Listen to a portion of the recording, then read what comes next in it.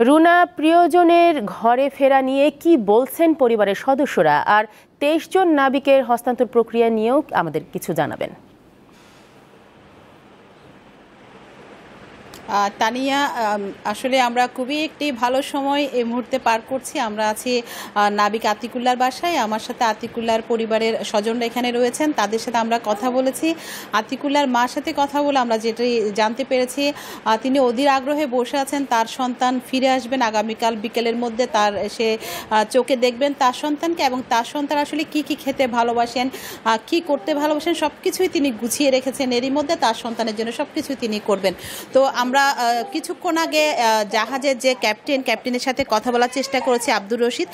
তিনি আমাদেরকে জানিয়েছেন এই মুহূর্তে জাহাজটি কক্সবাজার চ্যানেল পার করছে, এবং কক্সবাজার চ্যানেল পার করার পর হয়তো সন্ধ্যার পর তারা কুতুবদিয়া চ্যানেলে এসে যে পৌঁছবেন, এবং এরপর আগামীকাল সকালের পরে তারা লাইটারের জাহাজে করে চট্টগ্রামের উদ্দেশ্যে রওনা দিবেন। এবং চট্টগ্রামে হয়তো দুপুরের পরপরই চট্টগ্রাম সদরঘাটে যে KSRM এর জেটি রয়েছে, জেটিতে এসে তারা পৌঁছবেন এবং সেখানে স্বজনরা থাকবে। তো আমরা মালিক পক্ষের সাথে কথা বলেছি, তারা বলেছেন স্বজনরা উপস্থিত যারা যারা থাকেন তারা স্বজনদের সাথে তাদের বাসায় ফিরে যাবেন। এটা কোনো আনুষ্ঠানিকতা না, শুধু স্বজনরা তাদের পরিবার পরিজনরা তাদেরকে নিয়ে যাবেন সাথে করে, সবার সাথে দেখা হবে, সেটি হচ্ছে একটি আনুষ্ঠানিকতা, এছাড়া অন্য কোনো বিষয় নেই। তো আমাদের সাথে এই মুহূর্তে আছেন নাবিক আতিকুল্লার মা। তিনি অধীর আগ্রহে তার সন্তানের জন্য অপেক্ষা করছেন, সব কিছু গুছিয়ে রেখেছেন। আমরা একটু কথা বলবো, তার অনুভূতি একটু তার কাছে যাচ্ছে। আন্টি, একটু বলবেন আপনার সন্তান আসলে ফিরছে আগামীকাল, আপনি দেখবেন কেমন লাগছে এই মুহূর্তে, এবং তার জন্য আপনি কি আয়োজন করে রেখেছেন? আসলে কেমন খুশি লাগতেছে যে এতদিন পরে 2 মাস পরে সন্তানকে চোখে দেখবো এবং জড়াই ধরতে পারবো। এটা আনন্দ, কেমন আনন্দ লাগছে তা বলার মতো ভাষা আমার নাই। অনেক অনেক আনন্দ লাগছে, এক পৃথিবী পরিমাণ মনে হয় আমার আনন্দ লাগতেছে। তো আমার সন্তান যেগুলো পছন্দ করে, তো গরুর কালো মাংস ভুনা, আর পুঁটি মাছ ফ্রাই, চিংড়ি মাছ ফ্রাই, তারপর এই দেশি মুরগি, এই রোস্ট, এগুলো সব আয়োজন করে। ছেলে যা যা পছন্দ করে সব আয়োজন করে রাখছে আর কি।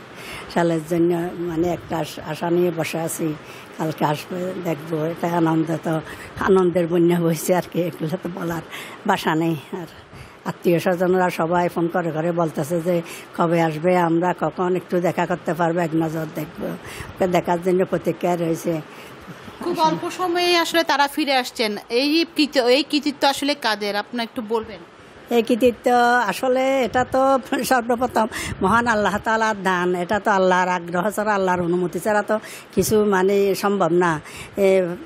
উনি দিছেন বিদায়, মানে অনুমতি দিছেন বিদায় এই সরকার পক্ষ, মালিক পক্ষের অনেক প্রচেষ্টা করছে। আসলে অনেক ভালো কবির গ্রুপ, মালিক পক্ষ অনেক প্রচেষ্টা করে।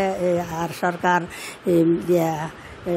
পররাষ্ট্রমন্ত্রী হাসান মাহমুদ সাহেব আর নৌ পরিবহন মন্ত্রী, ওনাদের প্রচেষ্টায় আসলে দেশবাসীর দোয়াই সব কিছু বলতে হবে এক প্রকার। আসলে আমাদের ছেলেরা মুক্তি পেয়েছে, এটা তো আল্লাহর অসীম রহমত। এটা তো কল্পনার বাইরে ছিল। আমরা তো মনে করছি ওটা 100 দিন লেগেছে, এটা অন্তত পক্ষে মানে 1.5 মাস 2 মাস হলেও লাগতে পারে। আলহামদুলিল্লাহ, এটা তো আমাদের মানে স্বপ্নেও কল্পনা করি না যে আমাদের ছেলেরা এত অল্প সময়ে অক্ষত অবস্থায় আমরা ফিরে পাবো। এটা আর কি আল্লাহর রহমত।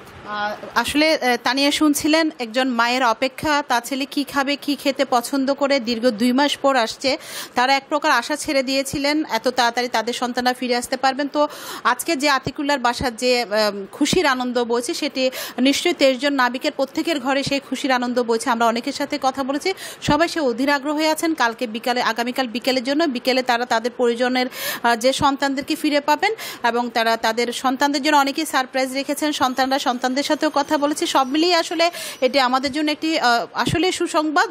এত অল্প সময়ের মধ্যে 23 জন নাবিক অক্ষত অবস্থায় খুব ভালোভাবে ফিরে এসেছেন, এবং এই মুহূর্তে তারা কক্সবাজার চ্যানেল পার করছেন। কিছুক্ষণের মধ্যে তারা কুতুবদিয়া চ্যানেলের দিকে এগোবেন, এবং কুতুবদিয়া হয়তো সন্ধ্যার পর তারা নোঙ্গর করবেন, এটুকু আমরা জানতে পেরেছি। তো কালকে দুপুরের পরে নাবিকরা যার যার ঘরের পরিজনের সাথে দেখা হবে, ফিরে যাবে। এটাই তানিয়া আমার কাছে ছিল আজকের তথ্য। তো আমরা সবাই তাদের জন্য শুভকামনা করছি দীপ্ত টিভি পরিবারের পক্ষ থেকে।